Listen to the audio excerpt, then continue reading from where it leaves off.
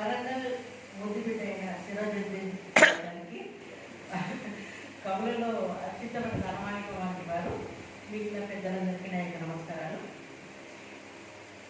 మంజుల అంటే సంస్కృతంలో శ్రావ్యమైనది, అందమైనది, మధురమైనది, మనోహరమైనది, ఓపిక కలదై చదువుల తల్లికి అభినందనలు, ఆశీస్సులు.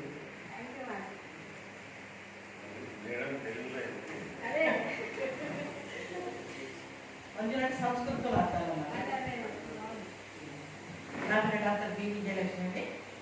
పండ్లు ముసలి ఈ కవిత నాకు చాలా ఇష్టం. ఎందుకంటే ప్రస్తుతం జరుగుతున్న దాంట్లో ఇది చాలా మంది జరుగుతున్న విషయం ఇది. అందుకని నా మనసుని కలిసి వేసిన కవిత అంటే నాకు ఎప్పటికీ ఇష్టం ఈ కవిత. ఓకే. కళ్ళు తెరిచిన కానరాని కటిక చీకటి, ఒడుగు పుట్టించే చలిలో, ఈదర గాలులలో, ఉరుములు మెరుపులతో, ఎడతెరిపి లేని వానలో, ఏకదాటిగా కారే కన్నీళ్లతో, కురిసే వర్షపు నీళ్లతో తడిచి ముద్దవుతుంది.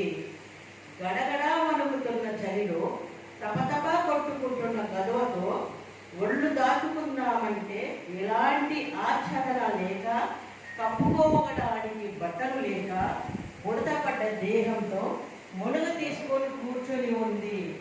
ముక్కు బుట్టలాంటి జుట్టుతో, నిస్సహాయమైన జారి చూపులతో, తినడానికి తిండి లేక, కట్టుకోవడానికి బట్టలు లేక, ఉండడానికి ఇల్లు లేక, దరి చేరి ఓదార్చే వారు లేక, నిలువనిచ్చే నీడ లేక, నీరసంతో కళ్ళు తిరుగుతుంటే, నిస్సత్తువతో, నీరసంతో, నిరాహారంతో నిర్లిప్తంగా కూర్చుంది పండ్లు ముసలి. కూతుళ్లతో కోపగించబడి, అల్లుళ్లతో ఆరడి పెట్టబడి, కోడళ్లతో ఈషడించబడి, కొడుకులతో ఉన్నదంతా ఊడ్చబడి, ఇంటి నింటి గెంటి వేస్తే నాది చెరానాని అని ప్రమాణం చేసిన నాదుడు ప్రమాణం తప్పి పరలోకానికి ప్రయాణమైతే ఎటు వెళ్ళలేక, ఎక్కడ ఉండలేక నిస్సహాయంగా కూర్చుంది పార్కులో బెంచిపై.